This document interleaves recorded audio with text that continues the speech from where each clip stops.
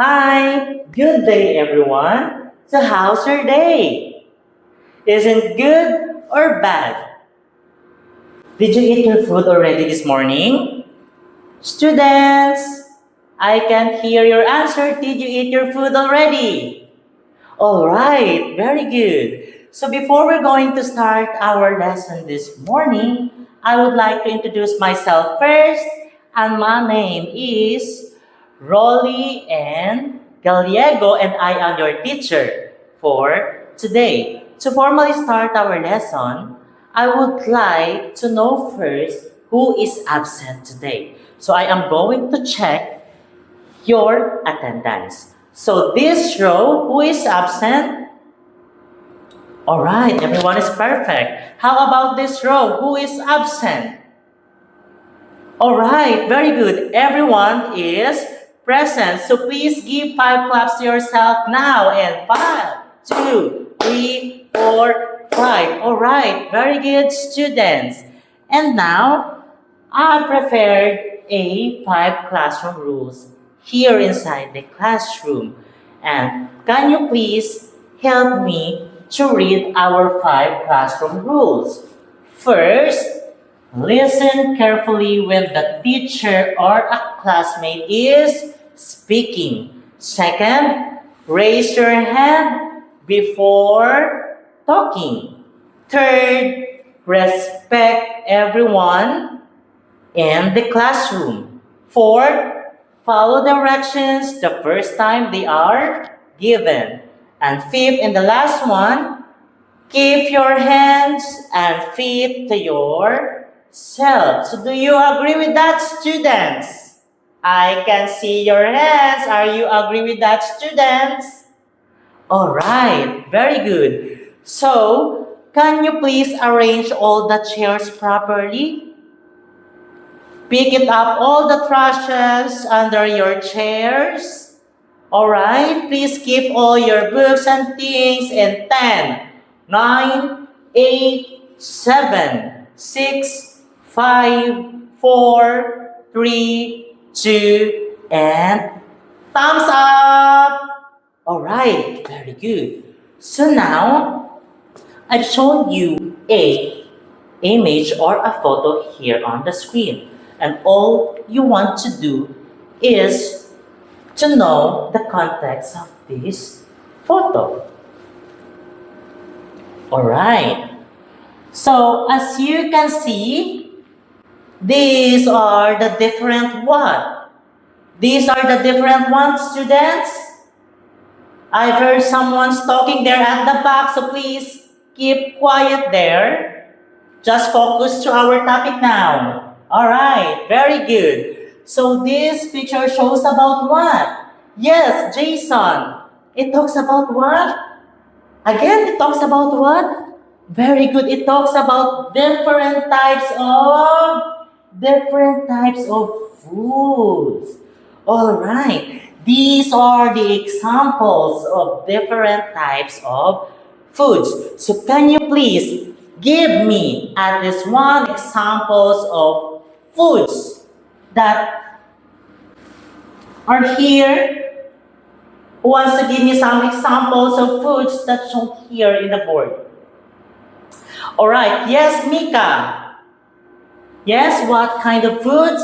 It's a what? It's a fish. Very good. It's a fish. How about the others there at the back? Yes, Leo. What is your answer? Mm-hmm. An apple? So let's check if there's an apple here. Apple. Where's the apple here? Chan! Yes, very good, Leo. There's an apple here. So, how about the others? Can you please give me some examples of foods that show here in the board? Yes, Nico. What is your answer? All right. A tomato. Who loves sweet tomato? It's because me, I love eating tomatoes. All right, very good, Miko. Okay, give 5 claps to those who give an correct answer. 5, 4, 3, 2, and one. All right, very good, students. And now I have a simple trivia today. So let me know first, what kind of food is this? Hmm. Please raise your hands if you know what kind of food is this. Boys at the back? Yes, Jason. What kind of food is this? Very good. This food is a type of fruit. Very good. This food is a fruit. And what is the name of this fruit? Anyone? Yes, Jason. Very good. This fruit name is banana. All right. The name of this fruit is banana. All right. Very good. And now, all you want to do is to count how many letters are there in a word banana. So, are you familiar with these letters? Are you familiar with these letters? I can hear you. All right. So, what letter is this? If you know what letter is this, please raise your hand. Yes. What letter is this? This is letter. Very good. This is letter B. Next, what letter is this? Yes. This is letter A. All right. Very good. How about this one? What letter is this? Is this letter? What letter? This is letter what? All right. Very good. This is letter. And to be followed by what letter? Yes. Aldrin at the back. What letter is this? Very good. This is letter A. To be followed by what letter? Again, very good. To be followed by letter N. And the last one to be followed by letter what? Yes? Yes, Miko again. What letter? What letter is this? Is this letter what? Letter A. All right. Very good. So now, please count it on your fingers. How many letters are there in a word banana? In 5, 4, 3, 2, 1. Hands up. I just want to see your hands. How many letters are there in a word banana? That is very good. That is 6 letters. All right. Please give 5 claps to yourself now. And 1, 2, 3, 4, 5. All right. Very good, students. So the word banana has 6 letters. So thank you very much. Now, let's move on to our main topic.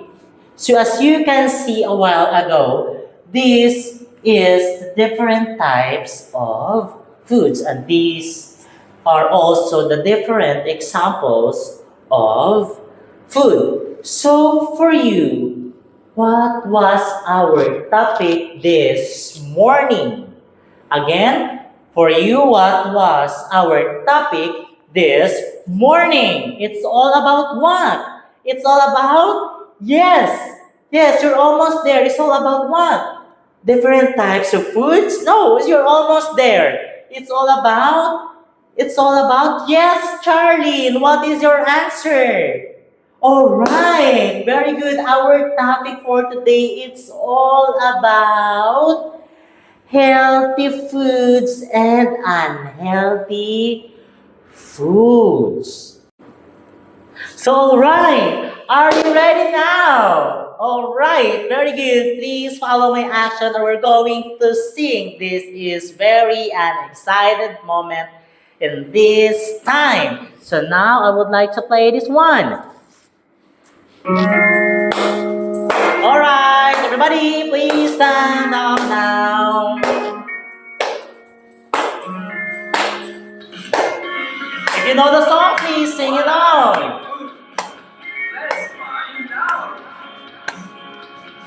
Healthy foods, who are you? I am the one that is good for you.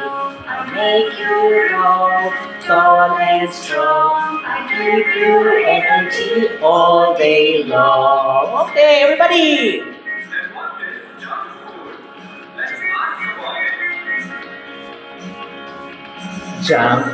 Junk foods, who are you?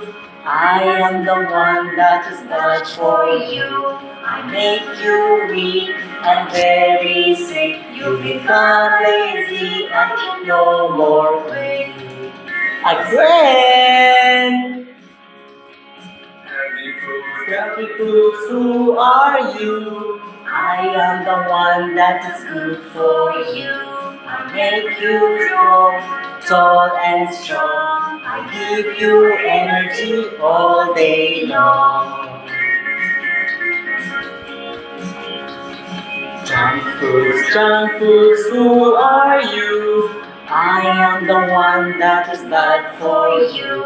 I make you weak and very sick. You become lazy and no more play. Alright, thank you very much. Everybody, please sit down now. Alright, do not disarrange your chairs. Do not disarrange your chairs. Please sit carefully. Okay? Please sit carefully now. And boys at the back, please close your mouth now. Alright. So, what did you observe in our song? It talks about what? Yes, very good. It talks about eating healthy foods and eating junk foods. So, what if you eat always junk foods? So, what will happen to your body now? You become what? Yes, Andrea, you become what? You become very good, Andrea. You become lazy and sick. All right.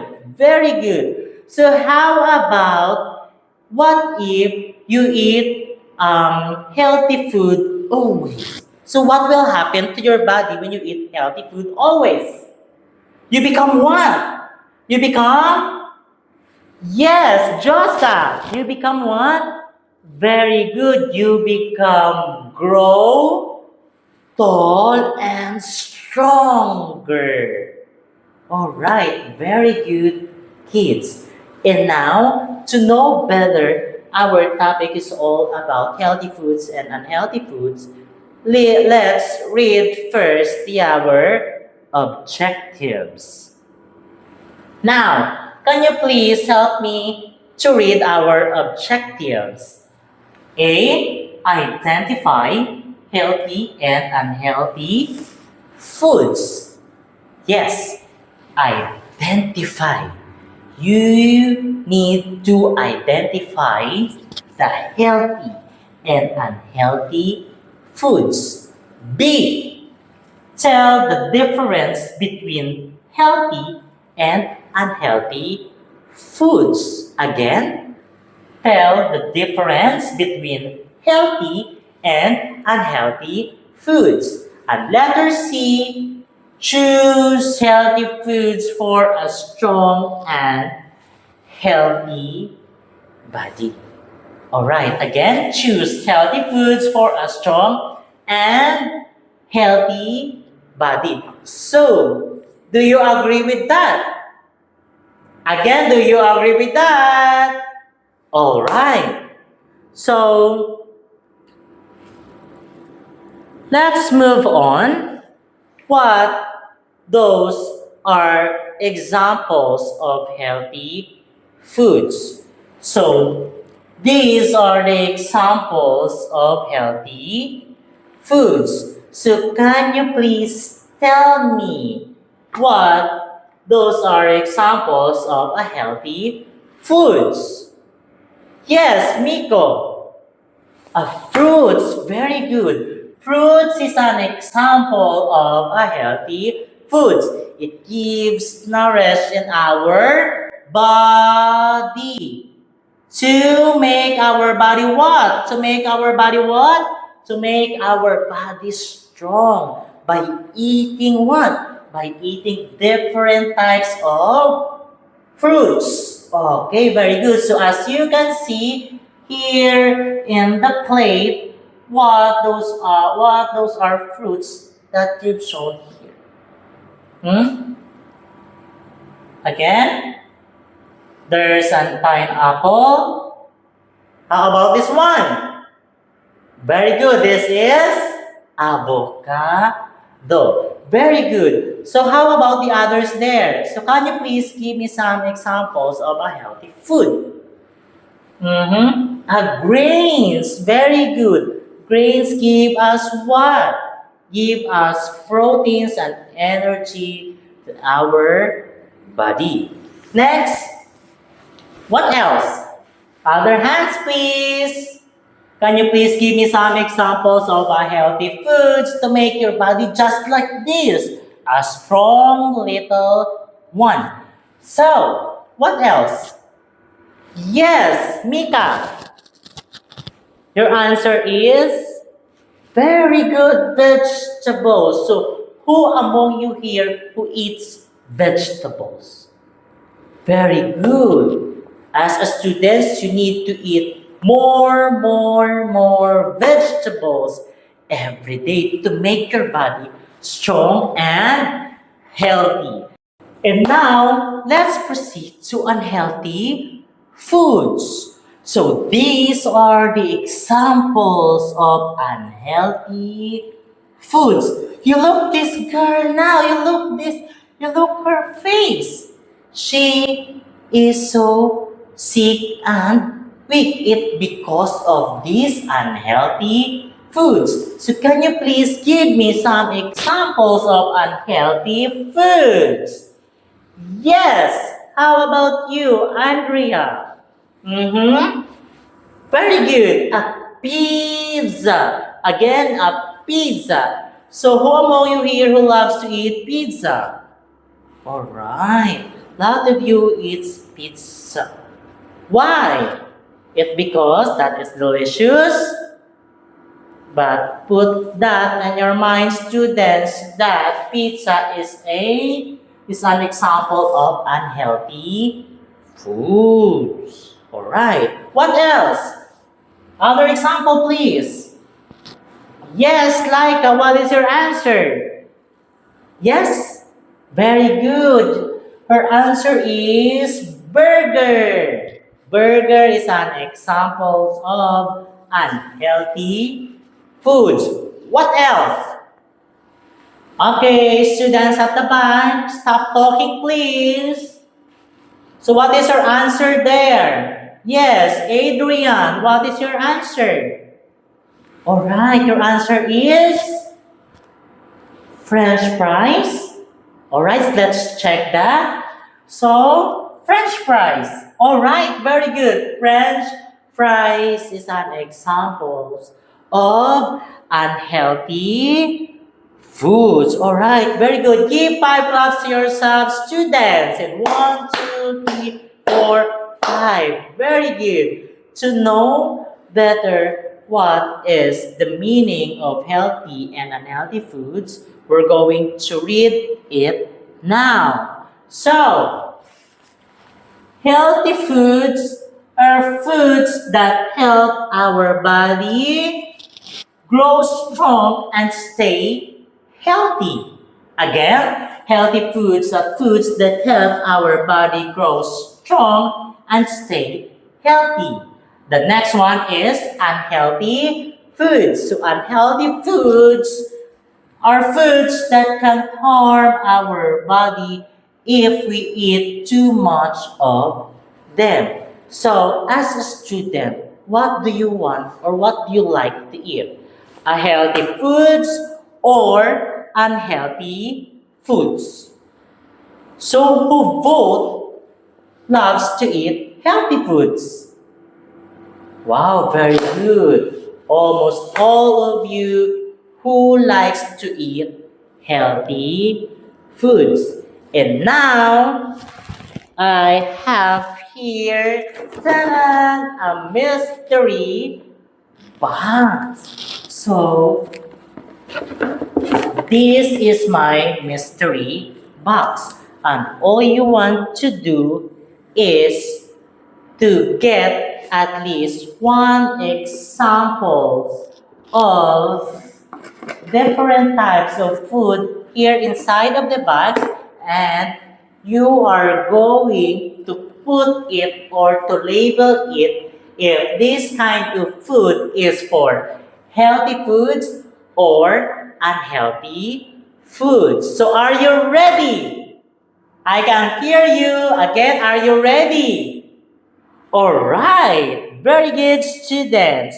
So let's start our mystery box. Alright, this row please. Who wants to volunteer? Yes, Jessica. Can you get someone please? Alright, this is yours. Alright, this is final. Okay. Where did I put this one? Where did I put this one? On a healthy foods. Healthy foods. Next, Adrian. Get one please, Adrian. This one. Alright. So where did I put this one? Healthy foods or unhealthy foods? Alright, this one is for where? Healthy foods or unhealthy foods? So what is this? Is this a pizza? Very good. Again, where did I put this one? Healthy foods or unhealthy foods? Alright, unhealthy foods. Next.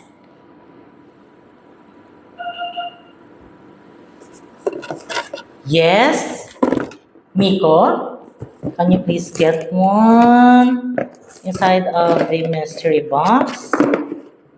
Alright, this one. Where did I put this one? In healthy foods or unhealthy foods? Alright, this is for... Where did I put this one? Alright, Miko said that this one is for healthy foods. Next, Samantha, come here please. So, get one. Alright, this one.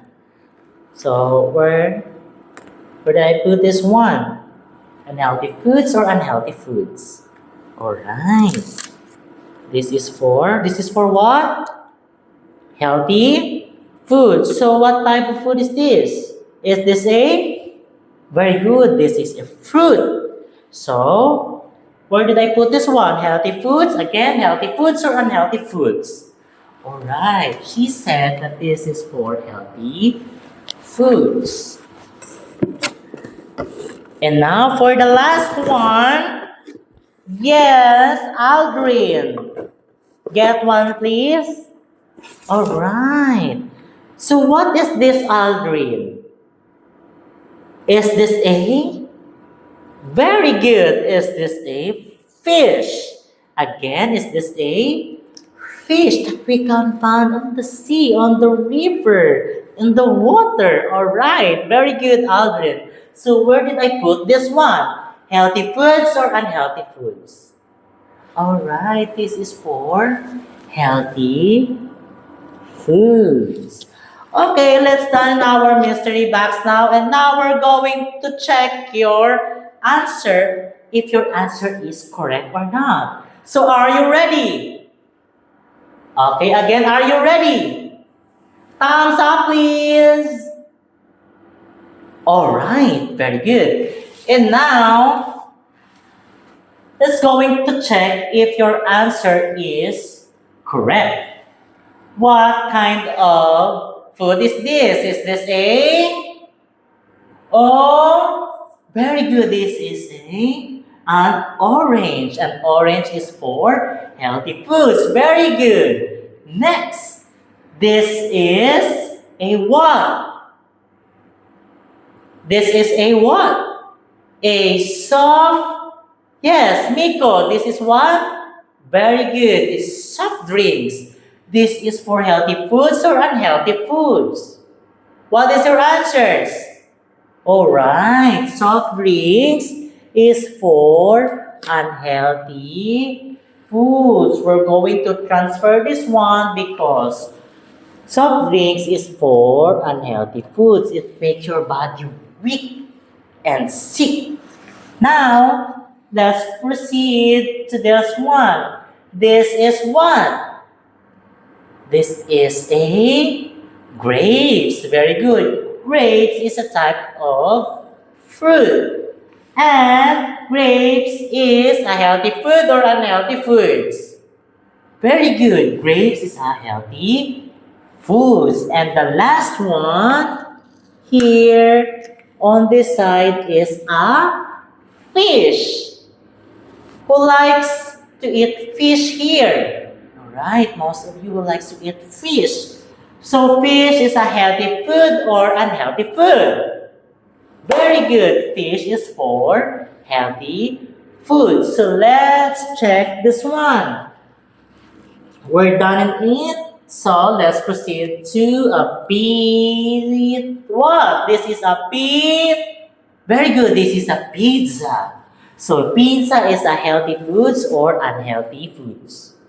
Very good. Pizza is an example of unhealthy foods. Alright, give 5 claps to yourselves now. And 1, 2, 3, 4, 5. Alright, very good, students.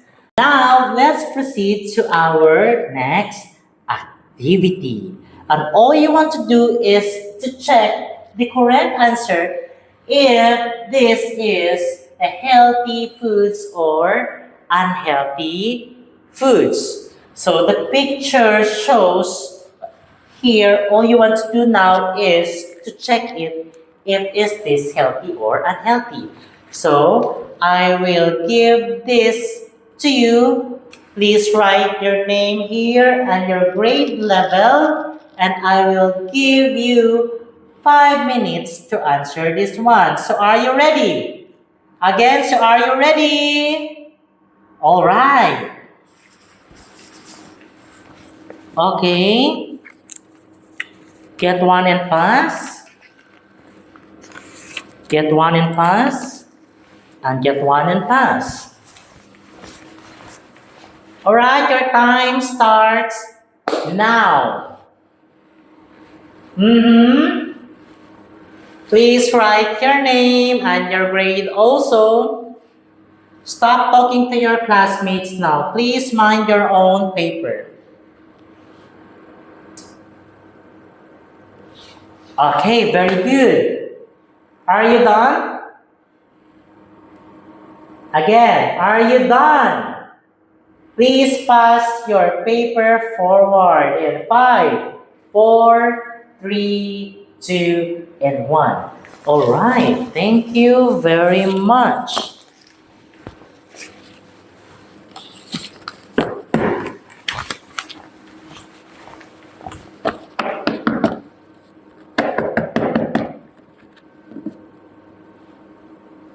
And now, we're going to do is to know if this is for healthy foods and unhealthy foods. Let's go to check the correct answer. Alright, number 1. What kind of food is this? Yes? Anybody? Alright, very good. This food is a fruit. So fruit belongs to what? Healthy or unhealthy? Very good. Fruit belongs to healthy foods. All right, very good. It's a healthy foods. How about number 2? It is belong what? It is belongs to healthy foods or unhealthy foods? Very good. What is this food? Is this a donut, and it belongs to unhealthy foods. Alright. Now, if you remember what was our topic this morning. I can hear you. Again, what was our topic this morning? It's all about what? Yes, Jason, it's all about, very good, it's all about healthy and unhealthy food. So may I know why do we eat healthy foods? Yes, Josa. To make what? To make very good, we need to eat healthy foods to make stronger, tall, and healthy, to have a healthy body. So, what if we eat unhealthy food? So, what will happen to our body? Yes, Jason. What is your answer? What if you always eating junk foods, chocolates, cakes, donuts, and soda, drinking soda? So what will happen to your body? You become what? Very good. You become weak and lazy all the time. So thank you very much, students. It's because of you, I am so happy to share to you that there's a lot of different types of foods that we're going to intake every day. And we need to know it first if that food is good to our body or bad in our health. So, your assignment, draw at least 3 healthy foods that you eat at home. You can draw it in a one-piece sheet of clean paper and you can pass it tomorrow. Again, my name is Rolly N. Caliego and I am your teacher for today. Once again, enjoy your day and goodbye. See you tomorrow!